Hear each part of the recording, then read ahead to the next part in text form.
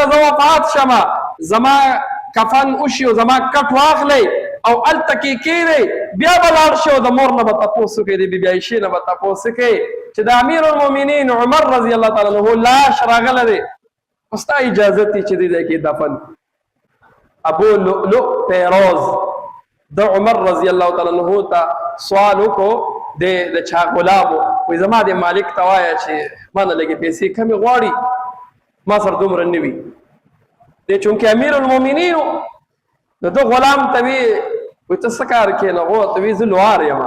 تورې جوړوم چړې جوړوم چاکوان جوړوم نو دی ورته تا خو ډېر ښکلی فن دی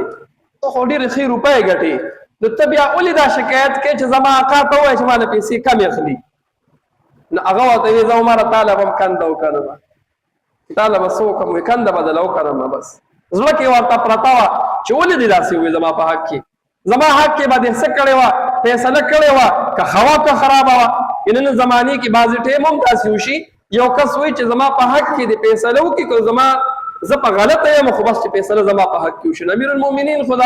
عدل حکومت هغه وایي نه داسې مه کوه نو دی ولګېدو یو دوه مخې چاړه یې جوړه کړله او هغې یې د زهرو اوبه ورکړلې عمر رضی الله تعالی عنه په 30مه هجري ده او تقریبا 27 ذی الحجه ده د سهار لمونځ ته مخکې شوی دی خلکو له امیر المؤمنین دی او خلکو له امامت ورکوي دا غلام د شاته ولاړ دی ورپسې په سب کې په دویم سب کې یا لومبي کې د چاړه راواغسته او په امیر المؤمنین حضرت عمر رضی الله تعالی عنه باندې وارونه وکړل د شا د طرف نه او بلا ځایونه زخمی شو د نامه خوا کې یو ځای ډېر زخمی شو چې کله به غزار وکړو نو دا کس دا غلام تښتېدو د ځان سره په لاره غالبا 17-18 صحابه کرام د جماعت کې د ځان سره په هغه چاړه باندې ووهل هغه ټول چې د هغه څه شو شهیدان شول یو صحابي په یو څادر ور وویشت او په هغې کې راګیر کړو امیر المؤمنین چې کله کور ته لاړ یو کس ورته پی ورکړل زخم دومره و چې کله یې پی وسکل نو په هغه سوري باندې چې دنه پی واپس راوپیدل بچی ته وایي معلومیږي دا